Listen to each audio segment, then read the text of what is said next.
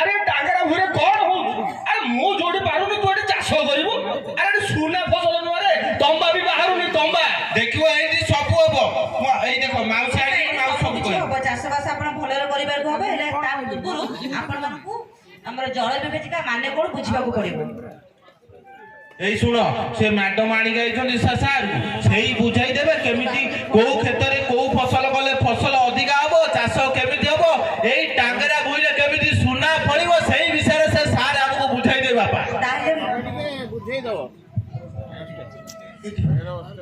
নমস্কার নমস্কার কেতে নেই আচ্ছা সব ভালো আছেন তো হো হো ম্যাডাম ଟିକେ জଳ বিভাଜିକା ବିଷୟରେ ବୁଝେଇ ଦେଲେ ଟିକେ ଆଜ୍ଞା ତାହେଲେ ମନ ଧ୍ୟାନ ଦେଇ ଶୁଣନ୍ତୁ।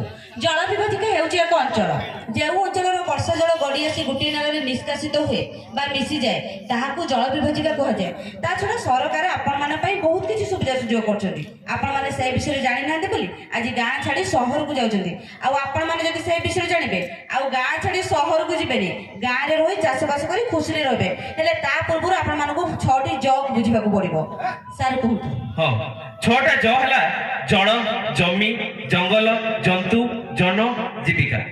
ଆଚ୍ଛା ଆପଣମାନେ ମୋତେ କୁହନ୍ତୁ ଆଗରୁ ଆପଣମାନେ ଭାବିଥିଲେ କେବେ ପାଣି ବିକ୍ରି ହବ ବୋଲି? ଏ ନା ଆମେ କେବେ ଭାବି ନଥିଲେ ଆଉ ବୈଜ୍ଞାନିକ ମାନେ କହିଲେଣି ଜଳସ୍ତର କମି କମି ଗଲାଣି ଆଉ ପାଣି ମିଳିବ ନାହିଁ।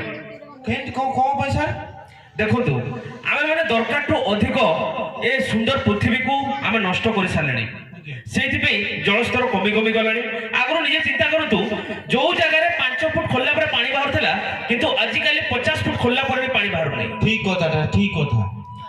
ଏବେ ଗୋଟେ କାମ କରିବା ଯୋଉ ବର୍ଷାଟା ହଉଛି ଏ ବର୍ଷା ପାଣି ମାଟି ଉପରେ ପଡୁଛି ଆଜ୍ଞା ହଁ କି ନାଇଁ ଯୋଉ ମାଟି ଉର୍ବରତା ଧୋଇକି ସେ ପାଣିଟା କୁଆଡେ ଯାଉଛି?